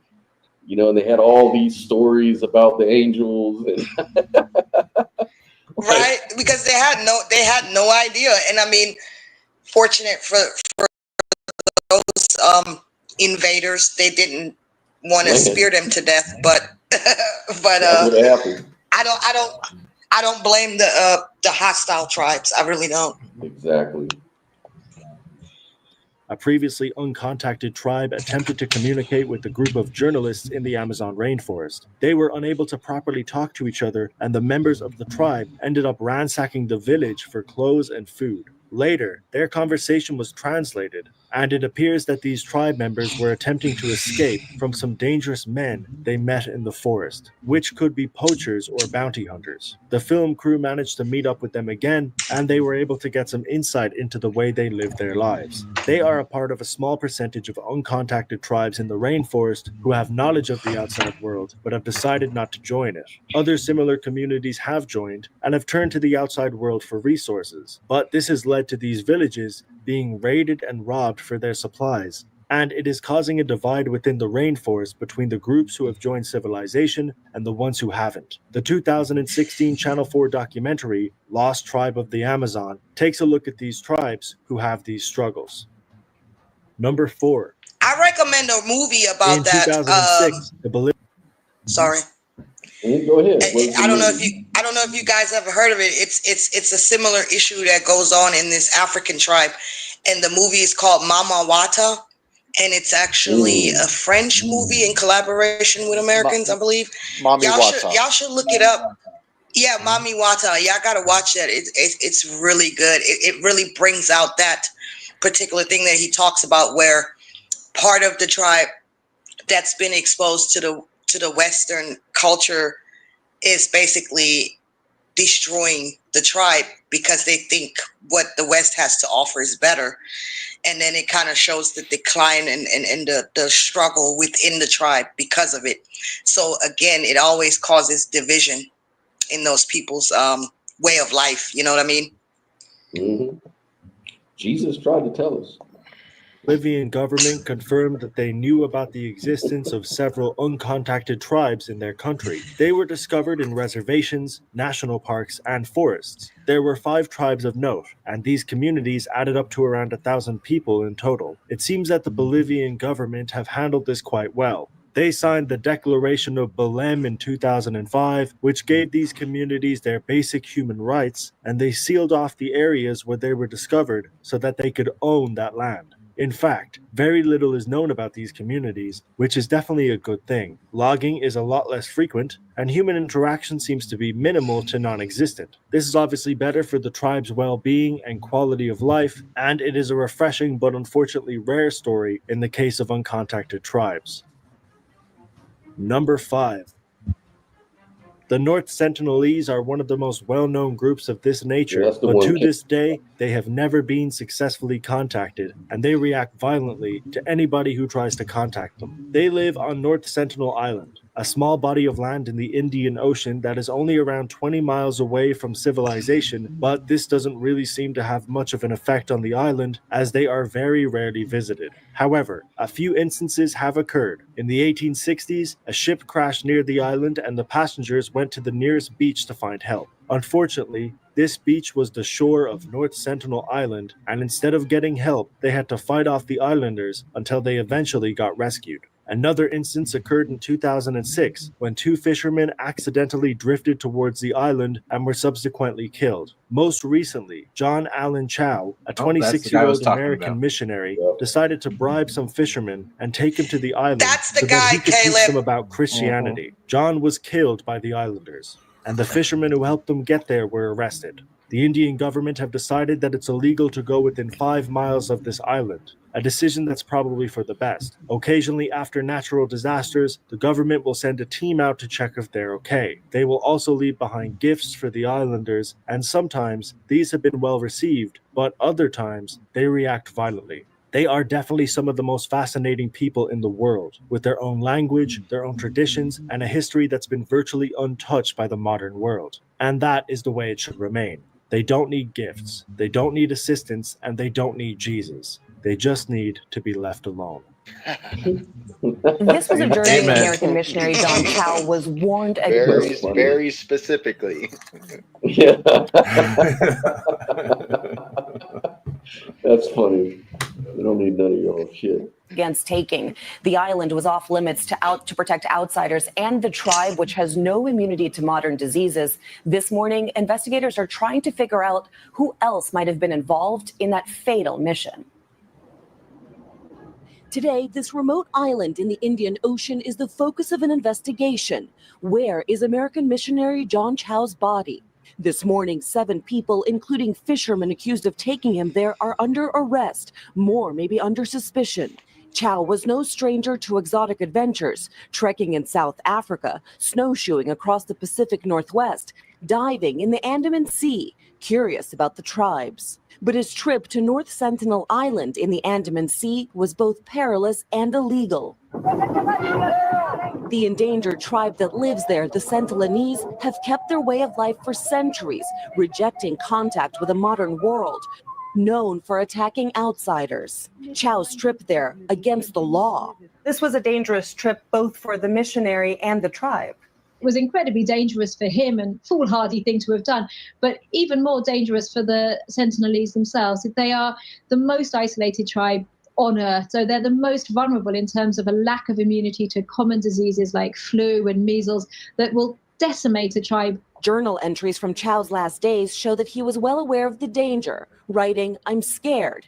If you want me to get actually shot or even killed with an arrow, then so be it. I don't want to die." He wanted to share the love of God with them. That was his whole mission. In another entry, he describes being shot at with bow and arrow, which pierced his Bible, writing, "Why did a little kid have to shoot me today? His high-pitched voice still lingers in my head." And a final message to family. Please do not be angry at them or at God if I get killed. Don't retrieve my body. And that is... Man, that guy sounds crazy. Yeah. Man, Like, just leave them alone. Like, then why are you out there, dummy? They need to hear about Jesus. I think you're muted, Sophia. He should have took the hint when his Bible got pierced. Yeah. That was God trying to tell him something.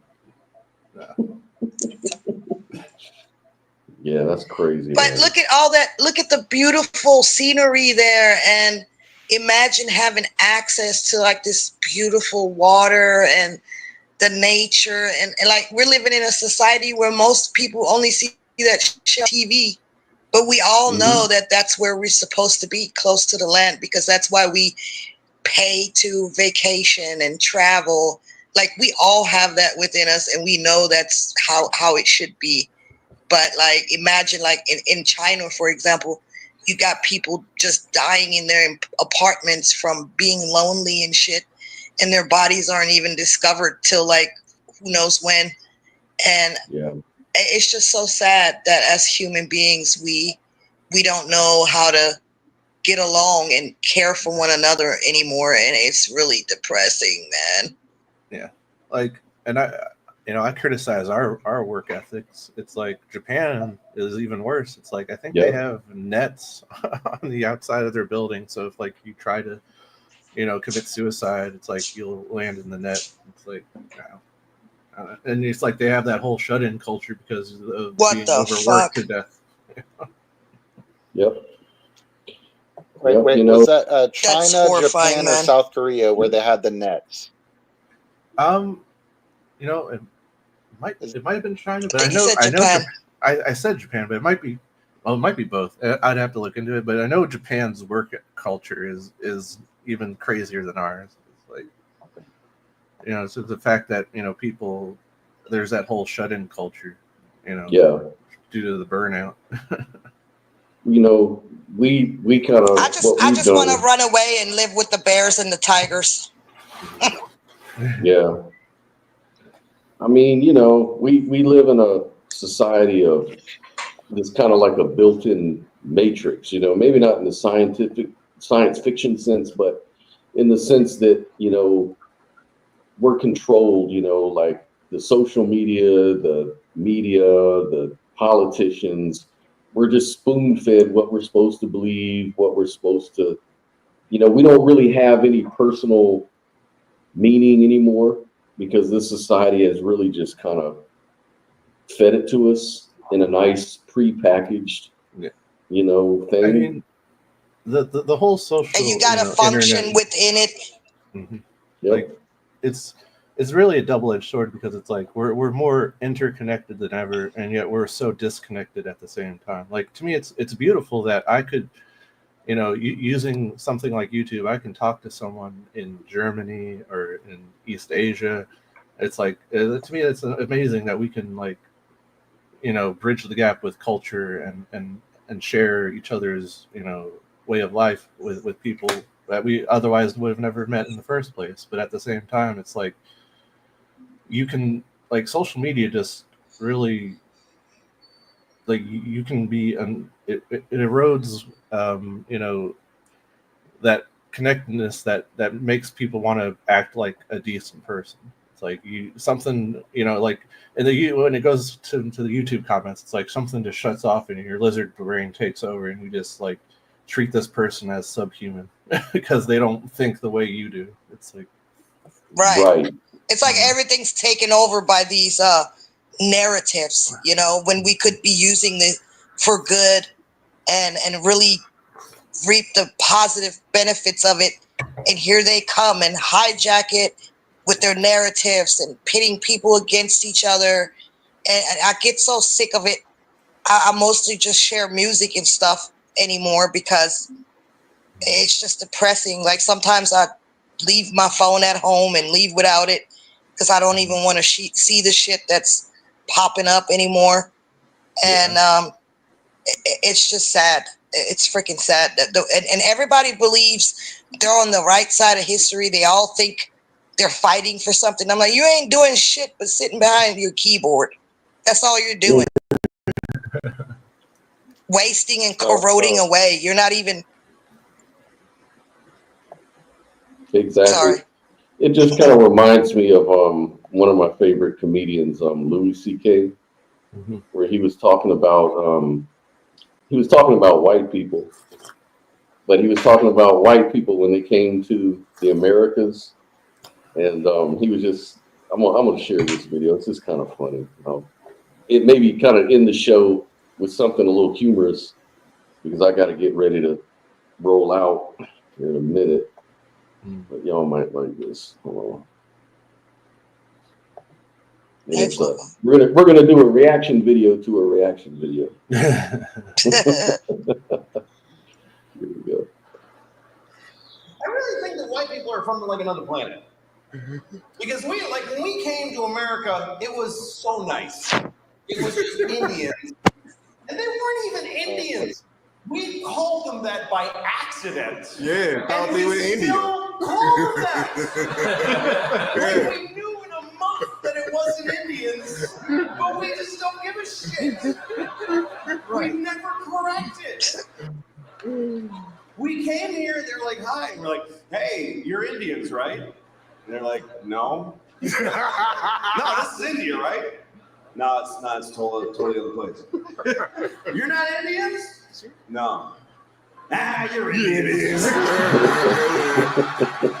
You're Indians. Yeah, Indians for hundreds of years after. Still been Indian. It's kind of funny. We ruined everything here. This was the great. It was just coast to coast, just green and brown and beautiful, and all the humans were just walking around with beaming faces, just walking, and they'd be like, "Oh, that looks yummy," and they'd eat from the ground, and they'd sleep on the grass, and they'd wake up and they'd fuck, and then they'd go for a swim and do a little dance. That was the whole continent. Life, was just folks doing that. Right. I mean, there was people in Mexico cutting off kids' heads and rolling them down the stairs. But that's, I mean, something else, bro. That's always going on. What are you gonna do? You can't do a whole lot about that. But I think we came from another planet, and the reason is because we don't like it here. I mean, why, if we're from here, if we belong on Earth, why aren't we comfortable on Earth at all? We need nice, smooth surfaces and right angles, and we need it to be cool and not too hot, just perfect. Like, why wouldn't, when it's hot, why wouldn't we just, fuck it? Why wouldn't we be like that if we belong here? And it's weird because people that aren't, whatever you call there's environmentalists, and then there's people who are whatever, they just hate environmentalists. But that's what people get angry at environmentalists, because they think they're slowing down the economy and creating restrictions. And a lot of these people are Christian. A lot of these people are very devout Christians. And that's such a confusing thing to me, that if you believe that God gave you the earth, that God created the earth for you, why would you not have to look after it? Why would you not think that when he came back, he wouldn't go, what the fuck did you do? I gave this to you, motherfucker. Are you crazy? The polar bears are brown. What did you do to the polar bears? They're brown. Did you shit all over every polar bear? Oh, man. What did you Who did it? Who spilled this shit? Who spilled this? Come over. Did you fucking spill this? What is that? It's oil. It's just some oil. I didn't mean to spill. Well, why did you take it out of the fucking ground? Because I wanted to go faster. I'm not fast enough. And I was cold. What the fuck do you mean cold? I gave you everything you needed, you piece of shit. Well, because jobs. What is a job? Explain to me. What's a fucking job? You work at a place and people call when their game doesn't work, and you help them figure it out. What do you do that for? For money. What do you need money for? Right. Food. Just eat the shit on the floor. I left shit all over. Fucking corn and wheat and shit. Rather than make some bread. What are you doing? Yeah, but it doesn't have like bacon around it and like. You're right about that, baby. Like bacon on it. And You don't understand. He does not understand. You understand, JC?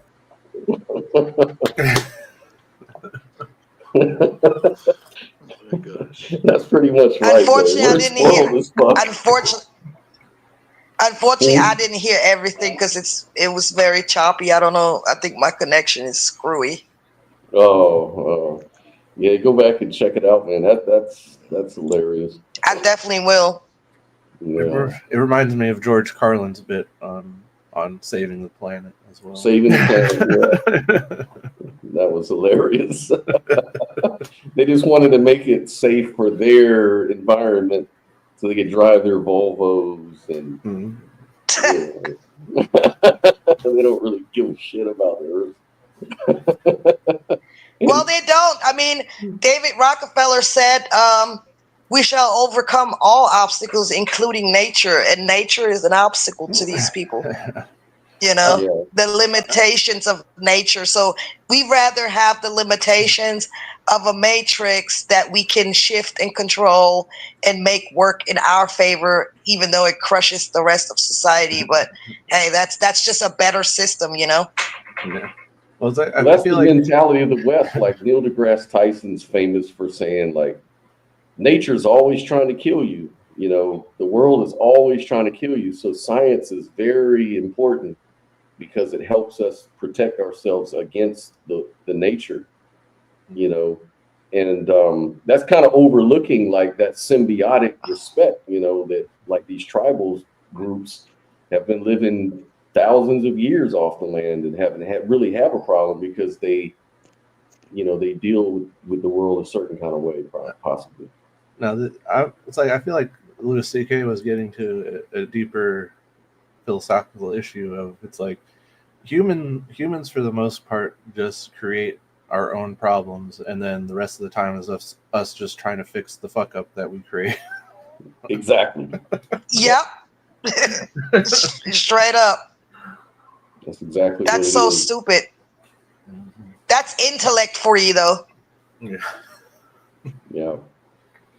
Well, I'm gonna have to get off here and end the stream. I gotta meet my sister here in a minute. All right. But yeah, nice show, interesting. You know, I enjoyed it. I like the new background. Yeah, we'll swap it up. We'll switch it up every once in a while. You know, keep it fresh. Thanks for coming, Caleb. Yeah, Alex. thanks, Caleb. Yeah, it's nice meeting y'all. Appreciate it. Yeah, Y'all like yeah, and it was subscribe, good to see you. audience, if you like what we do. And until next weekend. All right. Yeah. See y'all next time. See you.